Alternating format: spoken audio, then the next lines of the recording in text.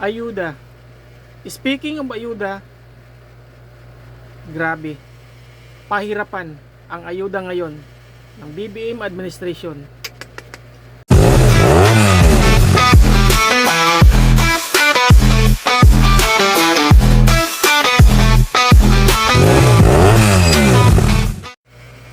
Real talk lang tayo.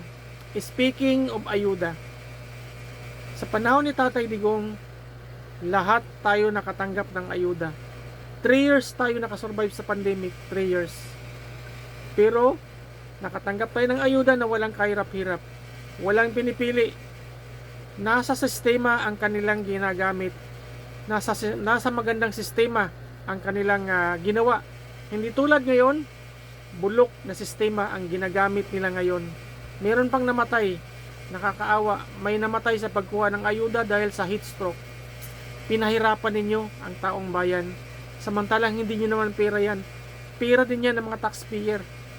Lahat ng mga perang yan ay galing din yan sa bulsa ng taong bayan, pero pinapahirapan ninyo. Malupit kayo. Bulok na sistema ang ginagamit ninyo ngayon. Bulok. Nakakaawa yung namatay, no? Kahit mahaba ang pila, kahit ilang oras silang pumila, kasi pinagtiyagaan nila yan para sa kanilang pamilya. Pero anong nangyari? Maraming hindi nakatanggap. Nakakaawa. Nakakaawa talaga sila. Yan ba ang tinatawag ninyong public service? Ha? Yan ba ang tinatawag ninyong meron kayong malasakit sa bayan? Yan ba yung tinatawag ninyong meron kayong pakialam sa masang Pilipino? Ang lahat ng yan ay puro mapagkunwari lang. Kunwari mahalin nyo ang taong bayan. Kunwari mababait kayo. Pero ang kabaliktaran, wala. Para lang tayong pinaikot, no? Pinaikot lang tayo.